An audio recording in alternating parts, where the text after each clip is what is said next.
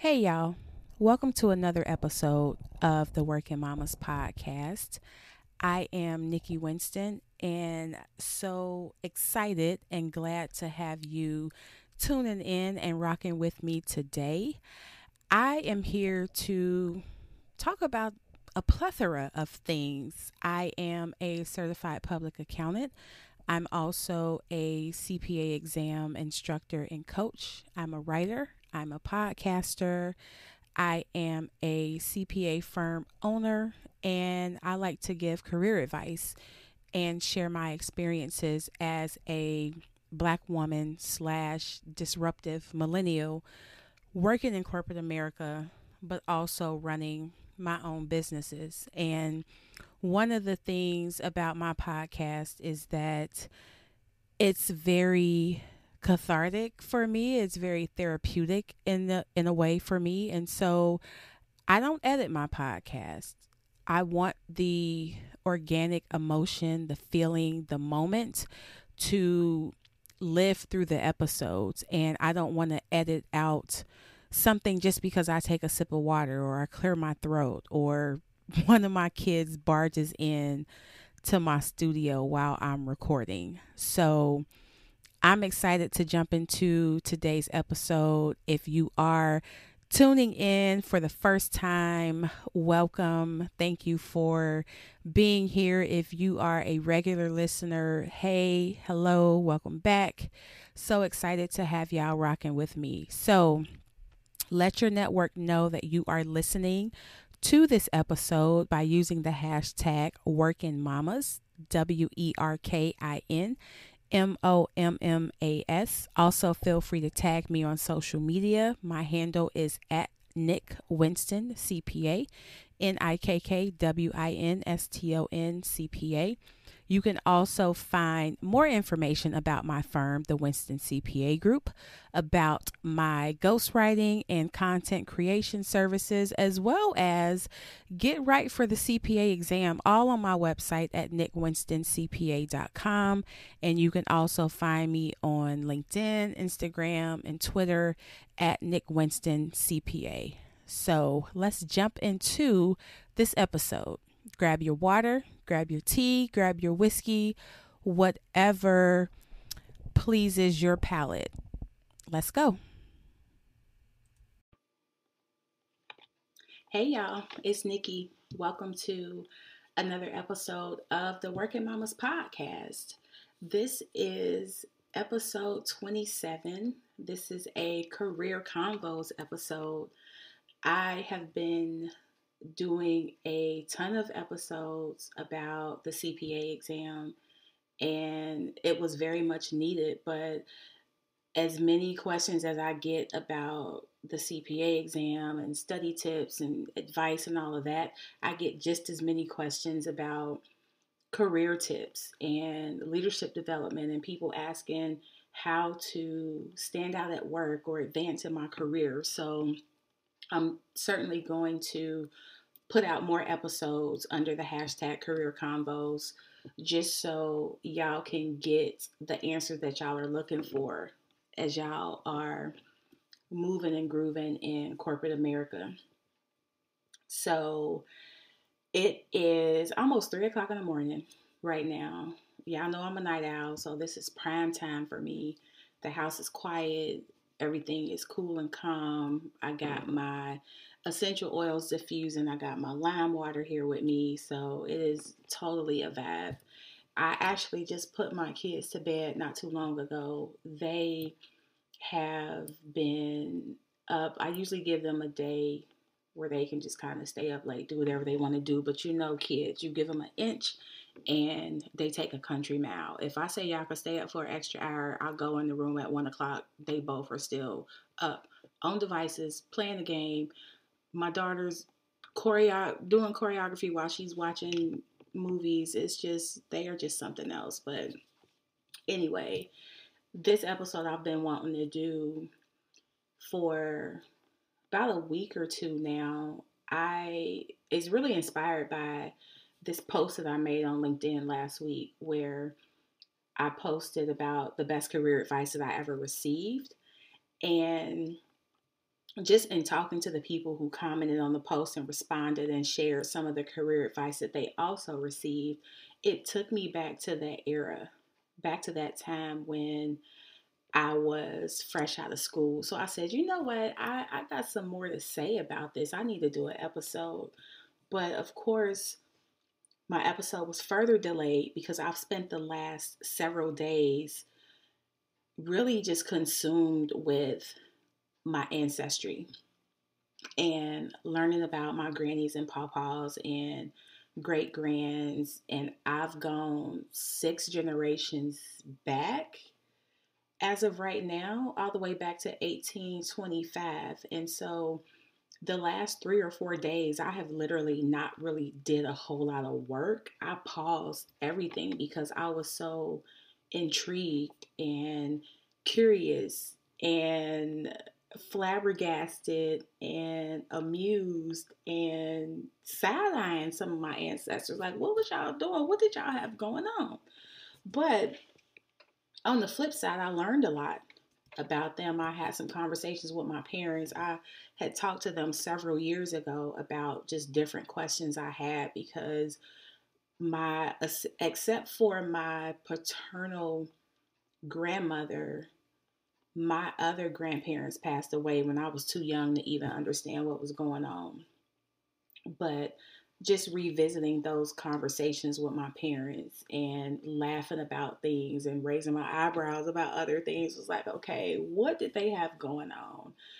But anyway, I do want to delve a little bit deeper on the career advice because I get a lot of questions from people on the regular on LinkedIn every week, but also just people will randomly email me or message me and ask me questions about certain things. And so a lot of this advice I share because these are a lot of things that I've experienced in my career, and a lot of the learnings came as a result of me making a misstep somewhere.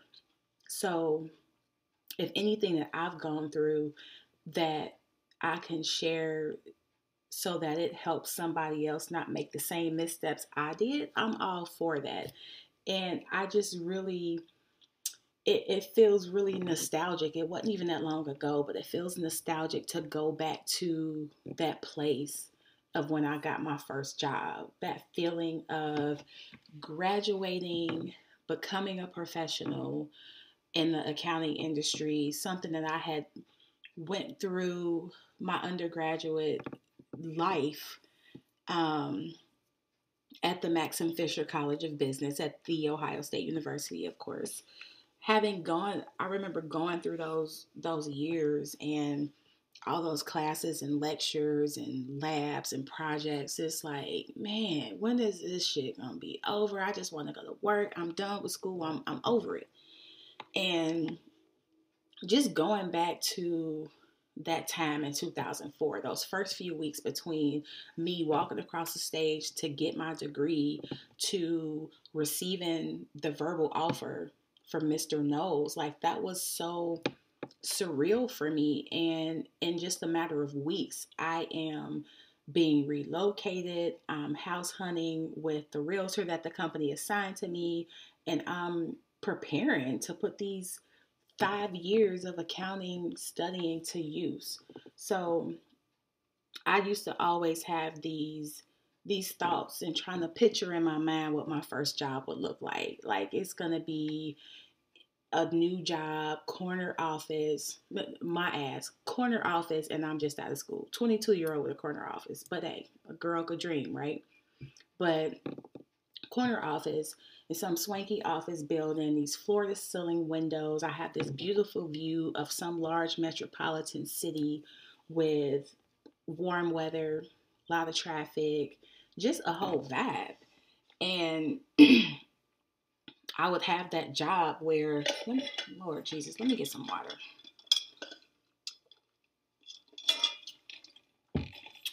Water with a splash of, well, not even a splash. I got water and the juice of 2 limes. So my water is like super crisp right now. But what was I talking about? what I thought my first job was going to be. Yeah. So, high rise, corner office, swanky building. And I would get to travel through all the airports, meet people at the other offices, and really just enjoy the perks of being in the accounting industry. And in my first job, I traveled to different offices. I met a lot of people, but the office that I worked in, I don't know if I would call it an office. It was more of a office-like structure. And I say that because my first job was in manufacturing. So the yard was more like this plant, the actual manufacturing facility on one side, and then there were the railroad tracks, which was kind of like the street. And then on the other side of the railroad tracks was the building, the little building where my desk, not my corner office, but where my desk would be located. So, um, it was really interesting. So nothing like what I expected.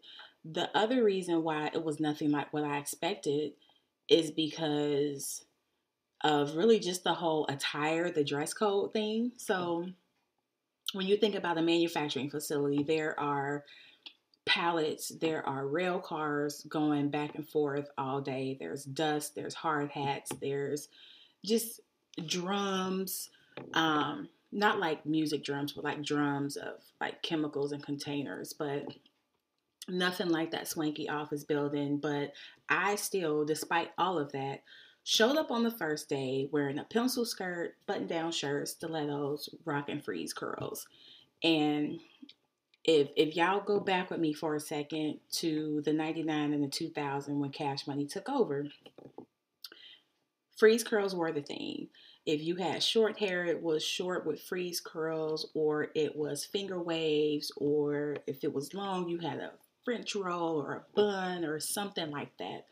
So, with me rocking my short hair, my freeze curls were everything to me. And I got my hair done every week. Some days or some weeks, I got my hair done twice a week because if I was working out and my hair sweated out, I had to go get my hair done again. But I remember walking in the building with that outfit and just getting this blatant side eye from my new boss. So I was a financial analyst. My boss was the controller. She was easily at least 3 or 4 decades older than me. So I'm going around the office meeting all these people. Now I meet the accounting department, which is only 2 people. I had never seen another 2-person accounting department after that. But these 2 ladies, not as old as my boss, but still a good 25 years older than me. And I'm saying hi and I'm shaking their hands and I'm kind of looking them up and down at the same time, like, okay, they got on jeans and sweatshirts and gym shoes. And here I am, this corporate millennial dressed like I'm about to go work on Wall Street. And it was just awkward. So to say that it was a fish out of water experience was an understatement, but that was also me just being comfortable with me and who I am. And I've never been that person to assimilate. And I've never been that person to say, well, just because everybody's doing this, I'm going to do it too. Or when everybody goes right, I'll go left. So I felt like I still could have came into that role, even though it was a manufacturing facility, and be who I wanted to be. I like to dress up and wear skirts and dresses and look like I was the boss. And so it was it was awkward for me just seeing them like, wow, they are really like underdressed. But then I was the one that got the rude awakening. We'll get to that in a minute. But I mean, even at 22, my goal was to be the best. Yes, I felt awkward in my new workplace, but I also wanted answers because I'm the youngest person. I'm the only black person. And here I am, this black girl from Cincinnati with hella ambition. I was chosen out of all the other new grads who interviewed for this job. And I know that just in my experience at Fisher, there was not a lot of Black students. And I knew I was up against a lot of other people that didn't look like me, didn't talk like me, didn't dress like me. And I asked my boss, my first couple days on the job, I asked her why she picked me. And just knowing the type of person that she was very all about the business type of thing. And she could be very abrasive at times. And so when I asked her, I just braced myself for that abrasiveness in her response. I didn't know what she was going to say, but she ended up telling me that it was a tough decision between me and the other person. And when she made the decision, it came down to the details. And she thought I was the best person for the job.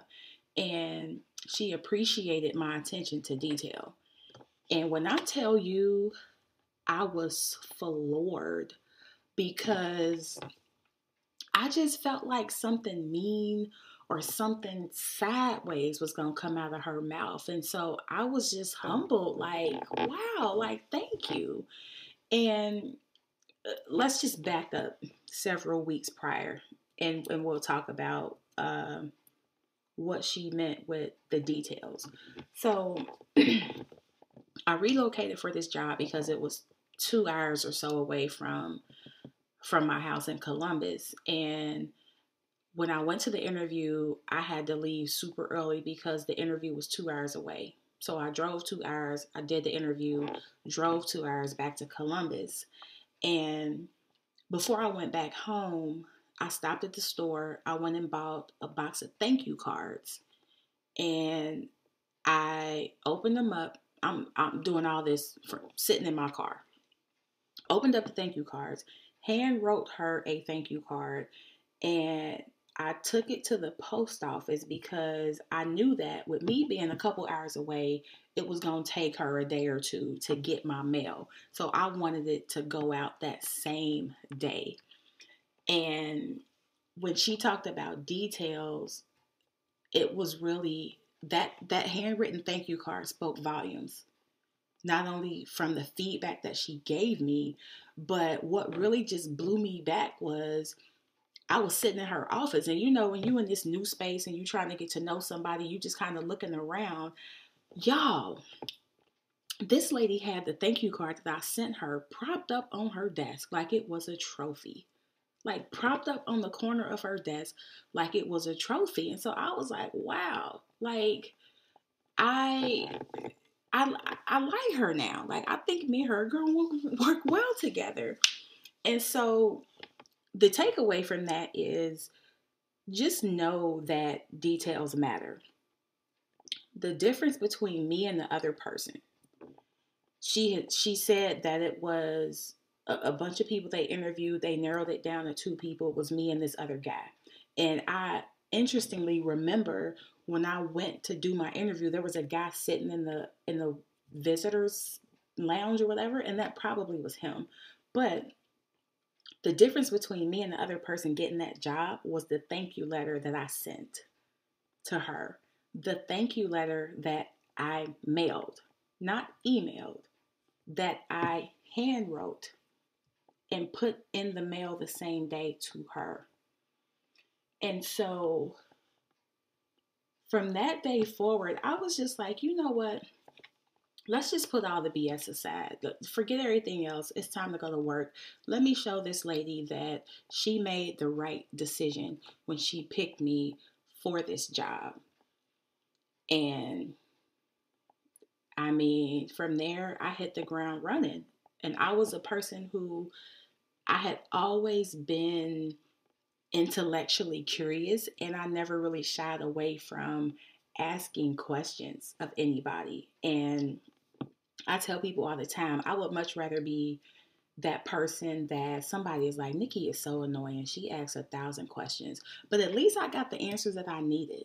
I'm not going to be that person who's going to sit there and wonder or make what I want to call them, make avoidable mistakes. I'm not going to be the person to make avoidable mistakes out of my fear of not asking a question. And so just being this new professional, new environment, I'm transitioning from being a student to a professional. I had a lot of questions, not only questions about accounting and how things get done and how we take the liquid that comes on this rail car and then a couple days later it becomes something sitting on a pallet that's being shipped to a customer. I'm trying to understand that. I'm trying to understand balance sheet reconciliations. I'm trying to understand questions that might be asked of me during the close by my boss's boss, who was like the global controller or something like that. And I just will start just asking her random things about shipping, about the audit, about production, about just everything. Like, I'm thinking about that kid on Home Alone who was in the back of the truck who asked 1,001 questions. But I had asked her one day, like, what is this polyamic resin? Like, it was something that the production team Jesus Christ. Hold on, water. I don't know where that came from. But I asked her about polyamic resins because it was something that I saw on the production sheet from the night before. And I'm like, what is this? Like what does this mean? What do they make? How do they make this? What does this become?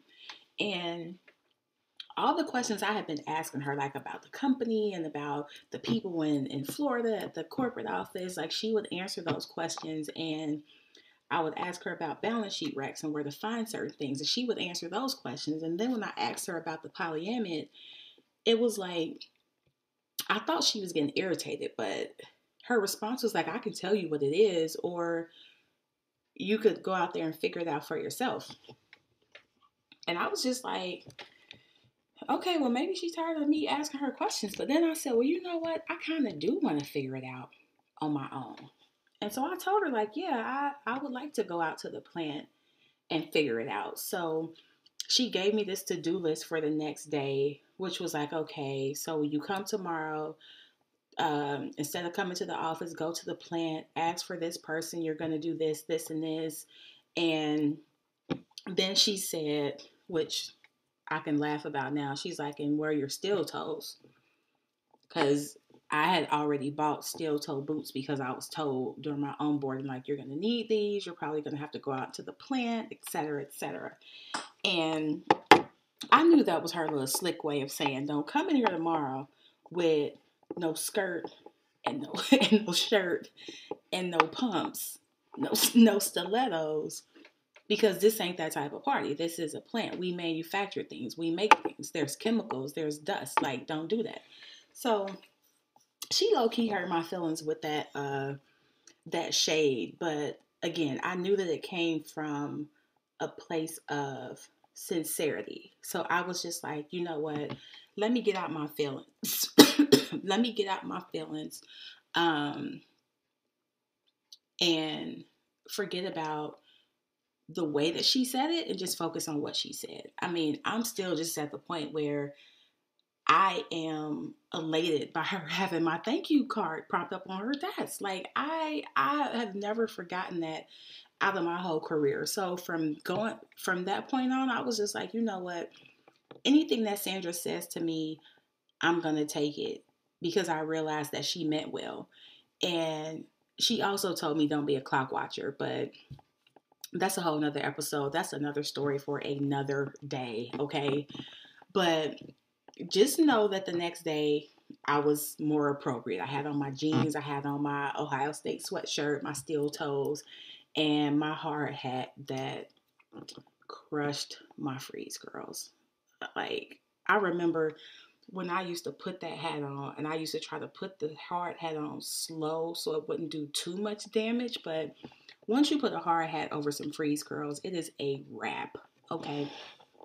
But the next day, I showed up a little earlier than usual. I had my notepad ready to go out into the plant and ask these men who don't know me 1,001 questions about their job. And I spent the ride to work. It was like a 35-minute ride to work, but I spent that ride thinking about, like, what should I say? How should I say it? Would they what would they think of me? Would they say, like, who is this new girl coming in here trying to be the overachiever? And then I said, again, all the bullshit aside, let me just focus on doing what I came here to do. So, whatever you want to think, whatever you want to say, whatever you want to whisper when I'm not around, you can do that. But I need you to explain what a polyamic resin is, and I need you to tell me about any production downtime from last night, and I need you to answer all these questions that I have, because these answers are answers I need to do my job when I go back to that office like structure where my desk was. So get out of your own head. I don't know if those were things that they actually thought or said, but that was just me creating challenges and creating things that weren't even there. So get out of your own head. Sometimes we can be our own worst enemy. It was when I got out of my own head that I started this podcast. So, but it went on like that for almost a year. That role, my title was a financial analyst. That role lasted for about a year before the company got put on the block. Air quotes on the block. When a company gets put on the block, that means that they're being put up for sale. So this particular division was the chemical division of a larger publicly traded company. And so it was like, I don't know how this is going to go. This is my first job out of school. I didn't plan on having to look for a job, and it's been less than a year, and just all these things going through my mind. But I was like, you know what? Whatever happens, I learned a lot from this, and I learned a lot from Sandra, and I got over my fear of not fitting in. And I had a lot of these moments throughout that time with Sandra where I felt like I was ready for something that she would throw at me, and I wasn't. Like, I felt like I was, but I wasn't. But after working with her, I was ready. So I certainly appreciate that she pushed me to develop thick skin, first and foremost, and to not be a clock watcher. Again, another story for another day. But she taught me to just go for it and to be a well-rounded business person and to look beyond the work that is happening on my little financial analyst desk, but to understand the entire business. And for me, being a black girl, being a black woman, now being a black woman in an industry where I represent not even 1% of the industry. Black CPAs as a whole represent about 0.7% of the entire CPA industry. If we further break that 0.7 down to black female CPAs, it's way less than that. So, number one, I'm glad I got that teaching. And I'm glad that I got it early as part of my first experience in the corporate world. Because when you go into these new jobs, all of the hiring, the onboarding, the paperwork, there might be some training if you get lucky. A lot of companies are just like, look, just walk in the door and figure it out. There's not a lot of training or really official onboarding processes that happen anymore. But even if it is, even if you get the training and the experience and all of that, there's still all of these unwritten rules of corporate America that you really only learn by doing or seeing or immersing yourself in it. And so, one of the reasons why I want to focus more of my conversations, more of my episodes about career development and hashtag career combos is because there is so much that I've seen, that I've done, that I've been a part of, but there are also a ton of missteps that I made in my career. And I learned a lot from those missteps. So if me sharing career advice based on my actual experiences. If something that I went through, if I can talk somebody through what not to do and help them avoid those missteps that I made, then I'm super happy with that. And there's not a lot of people, a lot of black people in corporate America who are going to pull you to the side and say, hey, welcome to the company. Let me tell you about a couple things that might not be written in the company handbook. Here's what you need to do when you are the only woman in the room, when you are the youngest person in the room, when you are the only black person in the room. And dealing with the politics of corporate and trying to duck and dodge all of that, but then still looking at it like, I'm here, I'm a force to be reckoned with, regardless of my title, regardless of how many years of experience somebody has on you. It's all about what you bring to the table as far as your authenticity, as far as your value, as far as being confident in your skill set. And so the best advice, the best career advice I ever got was to do it yourself. So do it yourself. Don't sit down and wait for somebody to drop something in your lap, come and hold your hand and tell you how things are supposed to be done.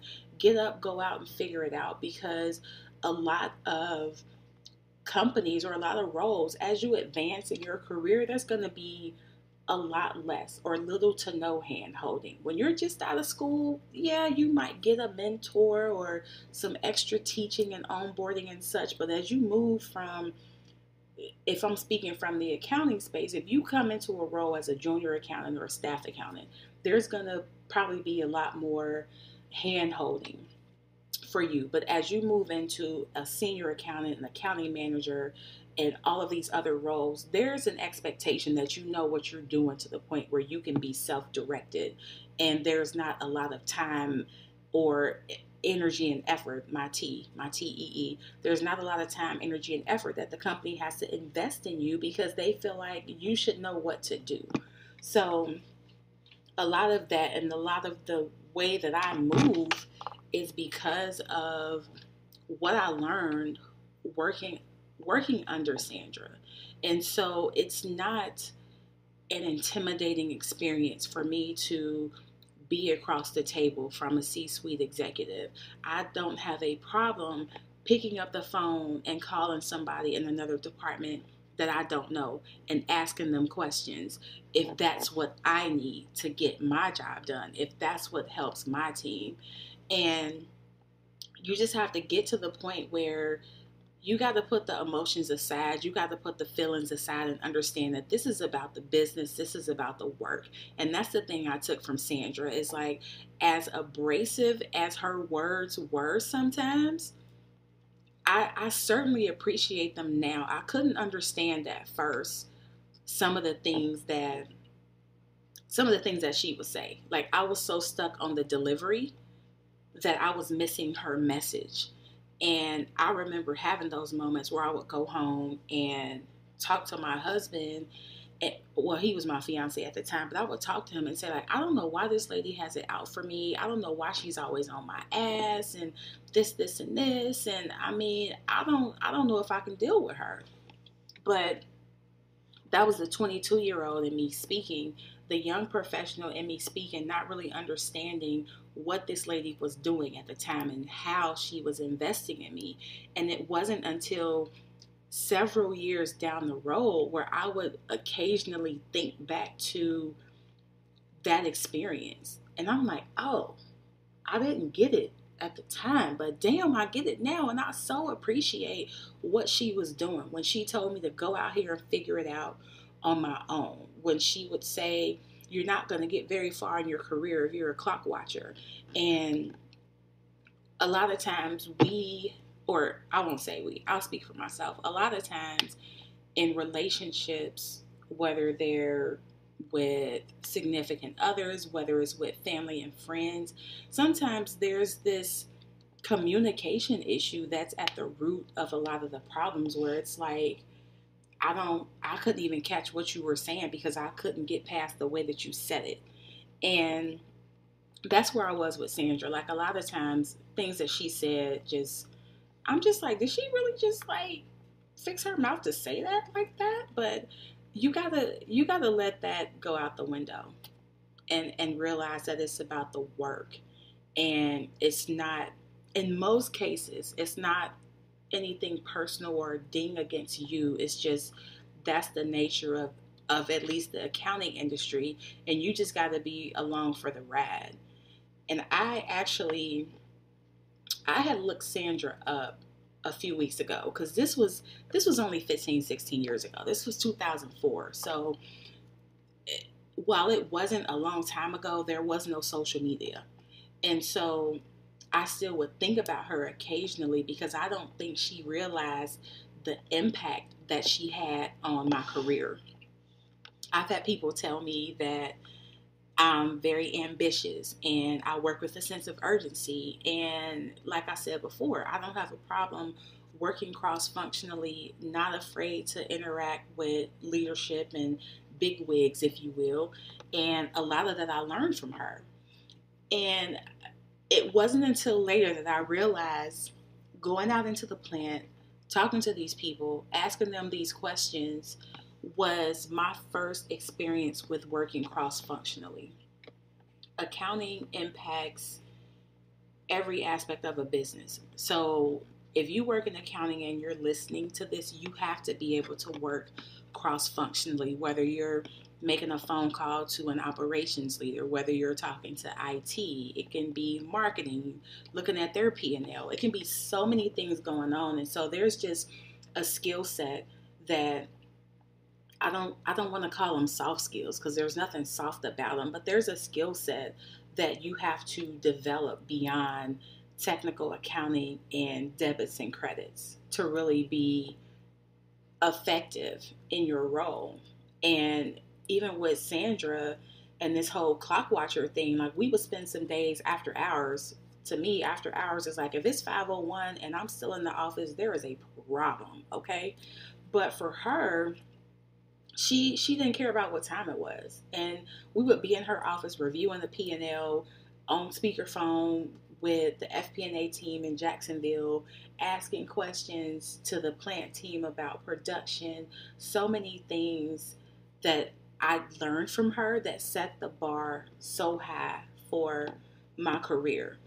And of course, that post that I put on LinkedIn made me think about that. But also, when I think about all the questions I get from people on LinkedIn, and then the people who just randomly reach out to me on social media or email me and say, "Hey, how do I move up in my career?" Or they'll talk about some situation they're dealing with at work and ask me for suggestions, or how do I advance in my career. And interestingly, the people who ask me for advice, there's not like one group of people. These are everybody from new professionals to seasoned people who have several years, decades of experience. They work in different industries, they're at different levels in their career, yet they all ask similar questions. And the gist of growing and advancing in your career is, think about where you are now. Think about where you aspire to be, and you have to fill in the space between those two spots. The thing that makes people cringe or run away is the fact that there's work to be done in the space between those two spots. And there's not a point A and a point B and a straight line between the two. There's point A over here, there's point B over here, and there is so many twists, turns, ups, downs, lateral moves that you're going to take before you even get to B, to point B. And so the thing where a lot of people, or the place where a lot of people stumble, is that they don't want to do that work. But there is no skating around it. I have said that ad nauseum at this point. There is no skating around the work. There's no shortcut to the top. And you just have to embrace that, put your emotions to the side, and keep it moving. So I am curious to hear what the best career advice is that you have ever received. So definitely, if you're listening to this, share it, or message me or email me on social media and let me know what's some career advice that you've received. And I think this is a conversation that we need to continue, because even with a lot of companies pivoting to work from home, there's a whole nother set of rules and such, a lot of career advice that's still applicable, but then we have to add another layer to it, because now you have to think about relationships and going virtual, and how you still have to ensure that your presence is known even in a virtual environment. So this is a subject that we can easily talk about on 2, 3, 4 more episodes, but for now I'm going to pause there, because this has been fun. I actually was flashing back to those moments as I was doing this episode, but that was just an amazing first experience, a first job to have. I couldn't stand it at first. I couldn't receive the message at first, but I am so glad that I did. And it really just defined how I moved in my career after that. So I appreciate it. It was priceless experience. So if you have a career question you want me to answer, hit me up on social media at Nick Winston CPA. You can also send me an email, Nikki at NickWinstonCPA.com. Happy to talk about this further and help y'all get to where y'all want to go as y'all are moving and grooving in these corporate streets. So this is probably one of my longest episodes. It's almost 40 minutes, and that's more than enough time. So y'all be good. I hope y'all enjoyed this episode. There will be more of these to come. But for now, y'all be good. I'll talk to y'all later. Thank you again for tuning in and rocking with me on another episode of the Working Mamas podcast. This podcast is the business plan for entrepreneurs, the how to and WTF guide for busy moms, and the coattail pulling career advice that professionals need to win in the corporate world. I'm Nikki Winston. I am a mama, I'm a CPA, and a career development expert who put all the what ifs aside and launched my podcast. Do you love this content? If so, I would love for you to help create more of it. Support the Working Mamas podcast at buymeacoffee.com/Nick Winston CPA. When you go to the site, click on the support button, and from there you can buy as many cups of coffee or tea as you like. And feel free to leave a comment while you're there. Tell me what you like the most about the Working Mamas podcast. Head over to buymeacoffee.com/Nick Winston CPA and help create more of the content you love. If you're a CPA candidate, you can join the Winston CPA exam virtual classroom online at winstoncpagroup.com/CPA exam. Business owners, get answers to accounting and tax questions and how to form your LLC or corporation at winstoncpagroup.com/business. Are you a professional working in the corporate world? Well, there's career advice and tools that you need to elevate your leadership skills. Click on the career advice page of winstoncpagroup.com or go to winstoncpagroup.com/career advice. And of course, for the busy, overworked moms, there is a place where we understand your struggle. Join the Working Mamas community for cleaning hacks, quick meals that are nutritious and kid approved, and all things mom life at theworkingmamas.com. We also have a Pinterest board that's called Supercharged Self-Care that all the moms love. So check out our mom life tips over on Pinterest.com/theworkingmamas. And of course, if you are not already, you can follow me online on LinkedIn, Instagram, and Twitter at Nick Winston CPA. Connect with the Working Mamas online at theworkingmamas.com, as well as on the Instagram, Twitter, Facebook, and LinkedIn pages.